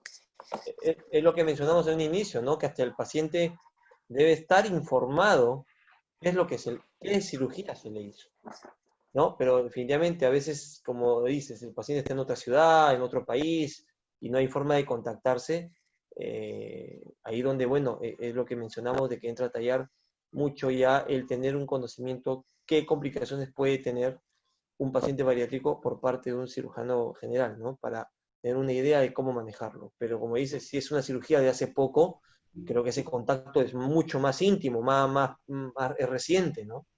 Seguro que sí. Es raro que un paciente con una complicación temprana no lo trate el mismo equipo. Claro, muy raro. Es muy, muy raro. Juan Carlos, con respecto a la coledocolitiasis post manga gástrica, por ejemplo, un tema que también compete al cirujano y es que el paciente podría ingresar con esta patología por emergencia. ¿Cómo debería ser el manejo en estos casos? Bueno, justo iba a mencionarlo a propósito que tocó el tema de colecistitis. Hay muchos pacientes que entran a una cirugía bariátrica que ya han sido operados antes de una colecistectomía y terminan haciendo una coledocolitiasis. Y ahí viene también otro tema de controversia, cómo manejarles el cuadro, ¿no? Este Sí. cuadro de colocolitiasis. Algo que creo que Mariano lo tocó, también lo ha tocado este tema con el doctor Jiménez, es cómo hacer una CEPRE o cómo hacerle a este paciente que tiene un estómago excluido, cómo manejarle, una pregunta típica, por vía percutánea, a través de una gastrostomía, ¿no? Es un tema complejo, ¿no? Cómo manejar este tema de coledocolitiasis, porque también puede ser que sea una coledocolitiasis de emergencia, que el paciente te viene con una colangitis, con una pancreatitis, ¿no? Entonces, lo mismo, va a variar, va a depender mucho qué es lo que tenemos a disponibilidad, si tenemos un tomógrafo, un resonador, si hay radiólogos intervencionistas que te pueden hacer un manejo, un drenaje percutáneo de la vía biliar, o vas a terminar haciéndole una gastrostomía para a través de ahí hacerle una CEPRE, ¿no? Mariano. Bueno, a ver, nosotros tenemos experiencia en la coledocolitiasis post-bypass gástrico. A ver, si es post-manga gástrica, claramente el tratamiento es endoscópico, IRCP, y como cualquier paciente no bariátrico normal. Cuando tenemos un bypass gástrico, la anatomía la tenemos totalmente distorsionada, por lo tanto, una CPRE no nos va a andar. Salvo que tengas el súper endoscopista que con un doble balón, bla, bla, bla, y te llegue, pero yo la verdad que no lo vi nunca. Como todo el mundo lo dice y lo describe, yo la verdad jamás lo vi. Por lo tanto, nos quedan dos opciones. Nos queda la opción de hacer una laparoscopía, una gastrotomía, meter el endoscopio y hacer una IRCP translaparoscópica. Lo describió mucho Ramón Villayonga de España, Manuel Galbao, toda la gente de Brasil. A mí me parece muy, muy cruento, digamos, tenés un agujero en el estómago, etcétera, etcétera. Nosotros lo que hacemos, pero también es un sesgo que tenemos nosotros porque hacemos todo lo que es la parte de intervencionismo, hacemos un drenaje transparito hepático de la vía biliar. Una vez que accedemos al colédoco por vía transhepática, sobredilatamos la papila la sobredilatamos generalmente con balones de alta presión, pueden ser 1 o 2 balones, uno puede casi sobredilatar la papila, casi llevarla hasta 2 centímetros, y progresar los cálculos hacia duodeno a través de la papila. ¿Se puede hacer en todos los centros? Y la verdad que no. Tenés que estar entrenado en radiología intervencionista, en el drenaje percutáneo de la vía biliar, etcétera, etcétera. Y estos pacientes generalmente no dilatan mucho la vía biliar, con lo cual el drenaje es un drenaje complejo, no es un tumor de páncreas que tenés una vía biliar gigante y le vas a hacer un drenaje. Pero nosotros creemos, como nosotros los tratamos este tipo de pacientes, que es la mejor forma, por lo menos en la experiencia nuestra, en nuestro grupo, de tratarlos. Obviamente, pacientes que no tienen vesícula, pacientes con vesícula, le haces el abordaje laparoscópico de las dos cosas en un solo tiempo. Mariano, o sea, se podría hacer también, hablamos de un paciente que tiene vesícula y se puede hacer tanto la cirugía bariátrica conjuntamente, entonces en un solo tiempo con la colecistectomía. ¿Es posible? No la cirugía bariátrica. Nosotros generalmente no combinamos las dos cirugías. Generalmente, si el paciente está muy sintomático, le operamos la vesícula primero y después la bariátrica. Y si el paciente le detectamos la litiasis vesicular asintomática, le hacemos la bariátrica y después en otro momento le operamos la vesícula. Esto hablando de litiasis vesicular, ¿no? Me fui del tema de litiasis coledociana. Ajá, gracias Mariano. Domingo. Sí, un poco distinto a la realidad de Mariano. Nosotros, si un paciente, bueno, manga y colelitiasis o coledocolitiasis, yo creo que no es un poco el problema porque se puede hacer la IRCP y como cualquier otro paciente normal, en el fondo. Nosotros, si un paciente en el estudio preoperatorio le detectamos colelitiasis, lo operamos. En el mismo acto hacemos la bariátrica más la colecistectomía. Sí le advertimos al paciente que en el fondo que tiene más riesgo de complicaciones y eventualmente de no sacarle la vesícula si que tiene un hígado graso demasiado grande. Pacientes que son muy obesos, de unos 50 o más, a veces tienen un hígado demasiado graso, y en esos pacientes, en el fondo, yo tomo la decisión al intraoperatorio de sacarle o no sacarle la vesícula, y yo se lo advierto ante el paciente. Pero en la gran mayoría de los pacientes sí le sacamos la vesícula con cálculos. Afortunadamente, a mí no me ha tocado ver ningún paciente que haya hecho coledocolitiasis o sea, un bypass gástrico con coledocolitiasis sin vesícula. Tampoco, como dice Mariano, Galbao, ¿no es cierto?, siempre presente en los congresos, que ha sido el abordaje transgástrico de ERCP, pero personalmente a mí no me ha tocado ver nunca un paciente con esas condiciones, sin vesícula, bypass y coledocolitiasis. Sí me ha tocado ver pacientes con coledocolitiasis y vesícula puesta.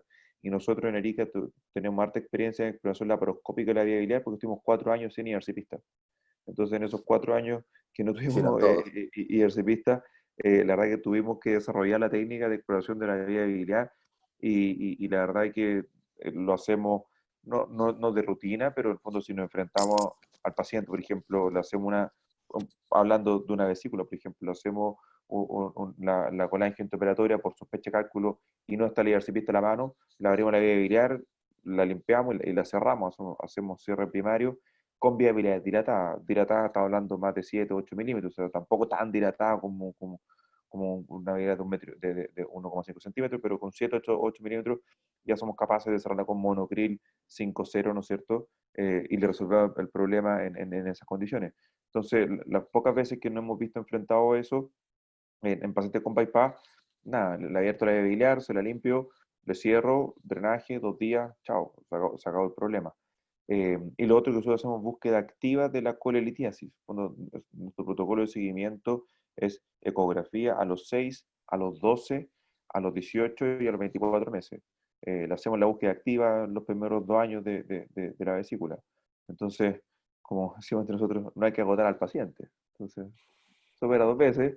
A lo mejor no hacemos lo que hace Mariano de ver la vesícula y después el bypass siempre, pero sí, en el fondo hacemos la búsqueda y la verdad, yo no tengo tabulados los números, pero mi impresión es que me atrevería a decir más de un 30%.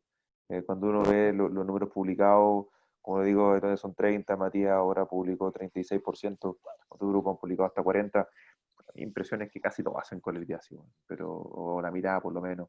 Pacientes que han tenido una buena baja de peso, en el fondo, pacientes que bajan 30, 35 kilos, la gran mayoría hace cálculo ya sea el primer año o dentro de los 2 primeros años.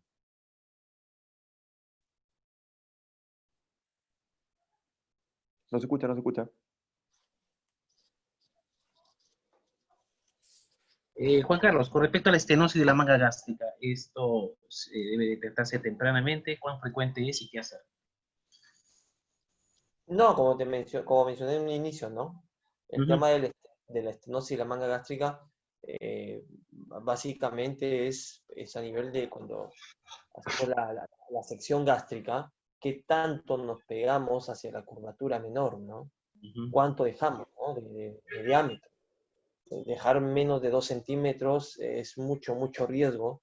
Y además tengamos en cuenta que muchas veces sobre el grapado reforzamos la sutura nosotros.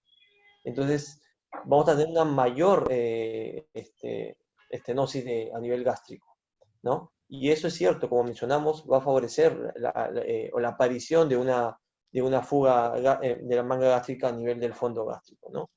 No es la única causa, no es la única causa, pero es la más común. ¿Por qué fuga? Porque tengamos en cuenta, bien como dijo Mariano, a veces el mismo sangrado de la línea de grapado te va a favorecer una fístula. Y no significa que ese paciente tuvo una estenosis de la manga gástrica. Hizo una fístula por sangrado y su isquemia, ¿no? Y originó la fuga biliar, no necesariamente por una estenosis. Pero cuando tienes una estenosis, a veces no se manifiesta en el corto tiempo, ¿no? Entonces, de ahí el manejo ya es, bueno, nosotros trabajamos yo no hago los procedimientos endoscópicos, tú sabes que acá en Perú nosotros no, diríamos, no estamos autorizados por el Colegio Médico en hacer procedimientos endoscópicos, entonces trabajo con un gastroenterólogo que en ese caso son los que terminan haciendo las dilataciones endoscópicas, ¿no es cierto? Y se va probando, de acuerdo al grado de estenosis, el balón que se va usando para hacer la dilatación, cuántas sesiones de dilatación. Aunque se sabe que muchas veces dilatas y a veces termina nuevamente regresando la estenosis, ¿no? No he tenido un cuadro personal de estenosis, no lo he tenido, pero no tenerla. Así que bueno, esa es nuestra experiencia, ¿no? Mariano, con respecto a la estenosis. ¿Alguna Bueno, experiencia? como dijo Juan Carlos, la verdad que no, en la casuística nuestra no tenemos estenosis. Creo que lo mejor para evitar la estenosis es la prevención, como decía Juan Carlos, cuando uno está haciendo la manga, sobre todo a nivel de la cisura angularis, en donde uno no debería pegarse tanto. Nosotros siempre hacemos la manga con una sonda calibradora de 36 French y en esa parte nos alejamos un poco de la bujía. Y tratamientos tenés varios. A ver, y otra cosa importante es ser bien regular con la manga, que la manga quede derecha, no twisteada, porque vos ahí tenés chance de twist y también de estenosis. Entonces hay que ser muy prolijo con el tema de las grapadoras, etc. Cuando tenés una estenosis de la manga, bueno, desde los tratamientos endoscópicos con dilatación con balón hasta el tratamiento quirúrgico. En el libro que escribimos con Gagné de Manga Gástrica Perfecta, Impens escribió el capítulo y ahí él describe todos los tratamientos que van desde la dilatación endoscópica hasta la estricturoplastia, hasta la conversión de manga a bypass. Así que tenemos un abanico enorme de tratamiento cuando hay una estenosis, pero creo que lo más importante que se tienen que llevar de acá es como el tema de prevenir la estenosis más que de tratarla, porque tampoco es que hay tanta frecuencia de estenosis post-manga. Resulta ser importante la técnica durante el acto operatorio, ¿no? El hecho Exacto. de dejarle una manga suficientemente, no tan estrecha, obviamente, como para evitar esto. Domingo, ¿tu opinión? Sí, yo creo que hay que dividir un poco entre o sea, una estenosis con fístula y una estenosis sin fístula. Yo creo que una estenosis sin fístula uno puede ser un poco más conservador en cuanto al tratamiento, ¿no es cierto? En general, los pacientes que están estenóticos nunca están tan estenóticos como para no recibir régimen líquido. Entonces, si un paciente tiene una estenosis sin fístula, uno puede esperar y dejarle un poquito de tiempo, ¿no es cierto? A ese paciente, porque también el efecto inflamatorio, postoperatorio, uno puede ser un poquito más conservador, pero un paciente con fístula yo creo que es muy importante lograr vencer esta estenosis, ya sea con dilataciones o con stent. Personalmente hemos tenido una sola estenosis que respondió súper bien y le fue una estenosis sin fístula. Entonces, en esa paciente la dilatamos 2 veces con balón y después anduvo bien, no hubo problema porque no estaba tan estenótica.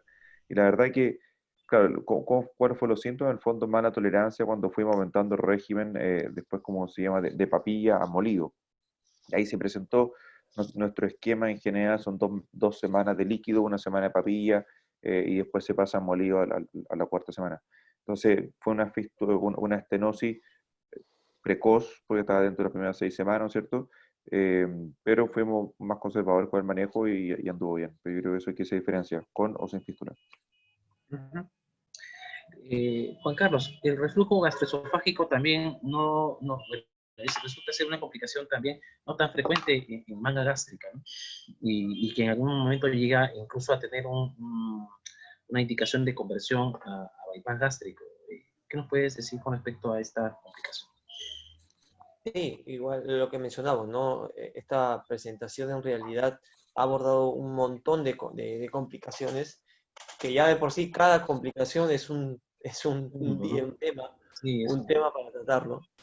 Y el tema del reflujo también es algo que siempre se toca por el hecho de que si verdaderamente un paciente con reflujo puede o no ser sometido a una manga gástrica. Por eso es importante los estudios previos que siempre les mencionaba. Justamente tengo un paciente que lo vi hoy día y que en la endoscopía tiene un cardias incompetente. Y ese paciente se estaba estudiando para una manga. Entonces ahí va el planteamiento. Este paciente ahorita está para un estudio de una manometría, ¿no? En la clínica donde nosotros trabajamos hacemos manometría, pHmetría y todo.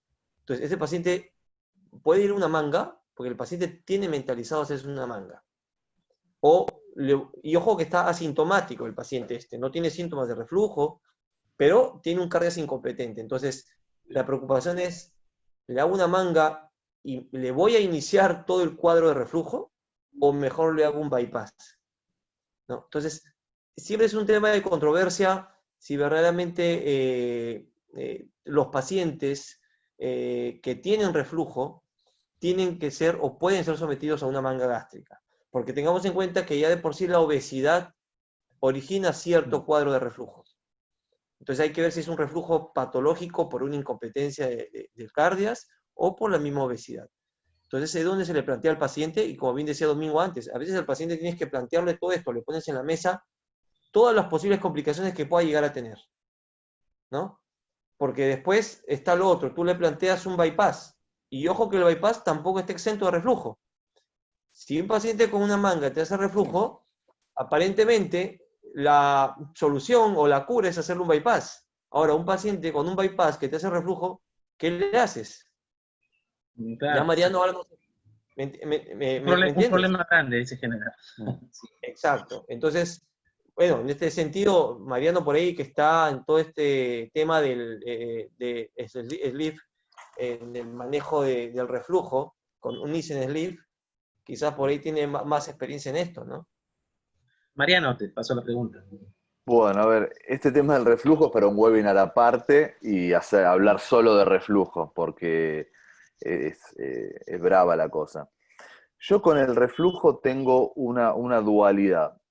Obviamente, como yo había dicho al principio, cuando uno va a hacer una manga gástrica tenés que indicar bien la manga para pacientes que tienen Barrett, pacientes que tienen reflujo severo.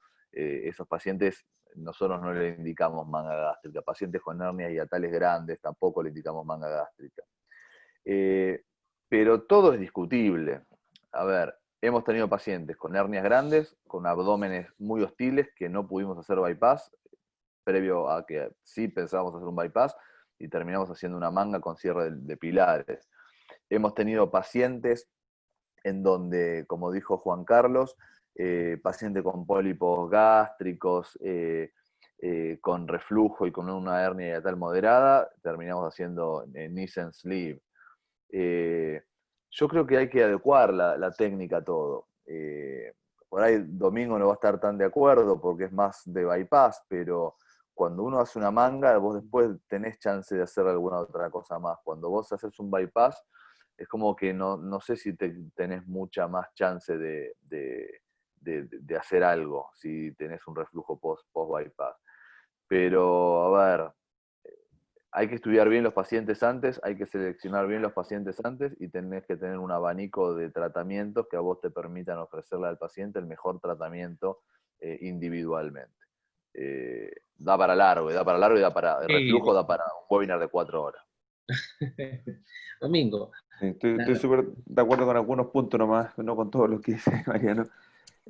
Yo soy bien bypassólogo, así que para mí ese paciente, el fondo que tiene una incompetencia cardial y que sí tiene síntomas de reflujo, ese gallo yo le hago un bypass.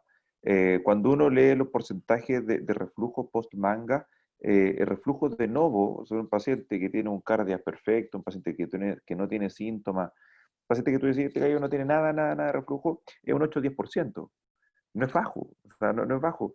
No. Y un poco citándolo al doctor Owen Korn, que este doctor chileno que hace esta charla de paciente complicado, que es mitad actor y mitad cirujano, él también tiene una de sus charlas que tiene clínica es del complejo esfinteriano cardial, porque no es un esfínter, es un complejo.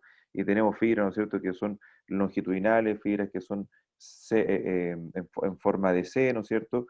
Y uno cuando hace una manga, indefectiblemente rompe parte de este complejo esfinteriano cardial. Entonces, la probabilidad de que ese paciente haga un reflujo cuando un cardio ya es incompetente, cuando ya funciona mal, ese gallo tiene un 30-40% de probabilidad de desarrollar un reflujo. Entonces, yo bajo esos argumentos, y no son mis números, son los números de Gagné, de Rosenthal, que son grandes números, ¿no es cierto? Entonces, en el fondo uno sabe que ese paciente tiene un 30-40% de probabilidad de hacer una complicación. Entonces tú le vas a hacer un procedimiento a un paciente que tú sabes que tiene un 30-40% de complicación, a mí se me hace cuesta arriba. Pero, como dijo Mariana y Juan Carlos, cuando tienes un reflujo post-bypass, no tienes nada que hacer, güey. Entonces, ¿qué le deja? Esomeprazol, sucralfato, un poco de domperidona y sería, en el fondo no hay mucho más que hacer. Ahora también hay que ser, cuando uno hace un bypass, una complicación que viene específica del Candy-Bar syndrome. El Candy-Bar syndrome te puede producir un pseudo reflujo.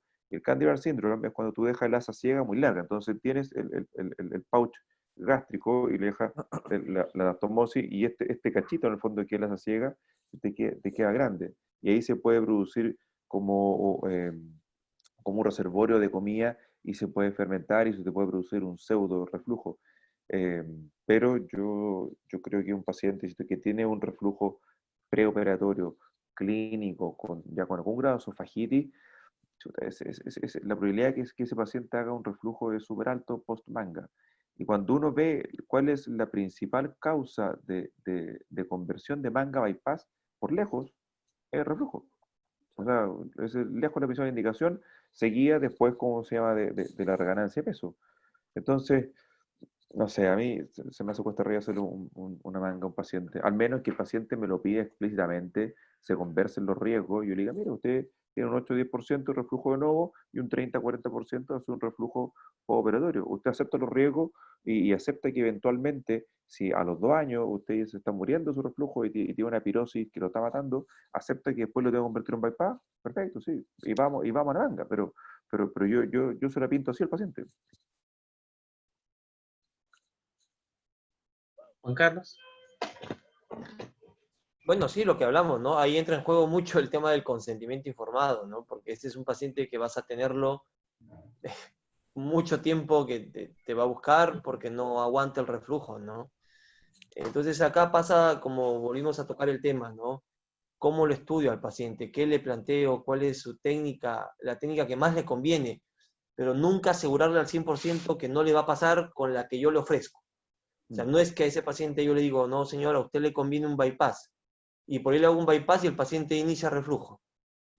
¿Qué hago? O sea, supuestamente le estoy haciendo un bypass para minimizarle esa posibilidad y termino originándole o exacerbándole un reflujo. Ninguna cirugía está exenta de algún riesgo, alguna complicación, pero cumples en base a los protocolos, a las estadísticas, qué técnica le conviene a cada paciente. Por eso este es un tratamiento personalizado, ¿no? Uno habla en estadística, o cada paciente que te llega es un mundo aparte, ¿no? Entonces, el tema del reflujo, sí, el caso de manga hay que tomarlo muy en cuenta, ¿no? Claro, Juan Carlos. Y yo creo que, bueno, hemos tratado esta noche la mayoría de complicaciones porque nos queda, por ejemplo, todavía la parte de úlcera marginal, licencia de anastomosis, algo de sangrado digestivo, abscesos. Johan, hagamos otro, Sí, ¿no? hagamos otro. Sí, daba mucho. Ese sábado a la noche con aspectos nutricionales. Dale que tengo que ir a cenar, acá son las 11 de la Bravo, noche. ¿no? Bravo. Sí, Mariano. Sí, acá también. De verdad que hemos tratado bastantes temas, importante porque la comunidad de cirujanos generales a las cuales también nos interesa mucho esto, y que quisiéramos justamente en resumen de las complicaciones más frecuentes que tenemos, que son los leaks y el sangrado, qué recomendaciones deberían tener el cirujano general para que pueda abordar con seguridad una complicación como esta en una guardia, ¿no? Entonces, como para resumir, Juan Carlos, ¿qué recomendaciones le daría? Tendríamos que tener. Yo creo que, sí, yo creo que hoy en día ya hasta los mismos programas de residencia deberían tener ya parte de su entrenamiento rotaciones o manejos en cirugía bariátrica, ¿no? Porque, como mencioné, o sea, esto cada vez va creciendo y ya va a ser parte de una rutina encontrar en algún momento de tu guardia un paciente postoperado de una cirugía bariátrica. Entonces, tienes que tener una idea general cómo plantearlo o qué complicaciones puede tener un paciente, así como nos puede llegar cualquier cuadro de obstrucción intestinal por bridas y adherencias, y este mismo paciente, por ejemplo, un bypass, ¿no? Tiene una complicación que por ahí no es propia de tu técnica, sino que hizo una obstrucción por bridas y adherencias. ¿Cómo manejas esa obstrucción intestinal? Entonces, yo creo que pasa por eso, Yo creo que ya hay que empezar, y por eso me parece muy bien de tu parte, a que estás a cargo de la docencia de tu hospital, el tocar estos temas, ¿no? Porque tienes residentes de primer a tercer año, y es bueno que Sí, conozcan un poco más de esto, porque van a ir llegando más pacientes, como repito. Y no va a haber tiempo de por ahí de ubicar a su team, a su equipo de cirujanos que lo trató. Las complicaciones claro. pueden aparecer temprano, pueden aparecer al año, donde por ahí hasta el mismo cirujano no se acuerda ya de ese paciente exactamente cómo fue esa técnica, si ese paciente se le hizo un bypass porque tenía previamente algo adicional. O sea, es complicado. Por eso también la otra recomendación es que el paciente debe ser bien informado qué técnica quirúrgica se le hizo y por qué se eligió con él específicamente esa técnica y cómo entró el paciente a esa cirugía. Gracias, Juan Carlos. Domingo, y la pregunta con respecto a las recomendaciones que el cirujano general debe tener. Yo creo que recomendación, paciente, Pablo y Juan Carlos, paciente ojalá informado, saber si es una manga con bypass. Y paciente con dolor abdominal post cirugía bariátrica, igual escáner. Chao. A mí eso es vital y eso yo le digo a todos los médicos generales que están en la urgencia, a los cirujanos más jóvenes, qué sé yo, que es igual. O sea, paciente con dolor abdominal, si no es un cuadro cólico biliar categórico, ¿cierto? Dolor hipocondrio derecho migratorio con grasa, una ecografía abdominal para detectar los cálculos que habitualmente no se ven al escáner. ¿Eh? Ojo, eso es lo otro, que la gran mayoría de estos cálculos son cálculos blandos, son cálculos pequeños que no se ven al escáner. Entonces uno le va a hacer el escáner al paciente y mientras no sea un cuadro agudo y a lo mejor es un cólico biliar, pero no una cole aguda en que ya hay edema de la pared, qué sé yo, en el escáner no se va a ver.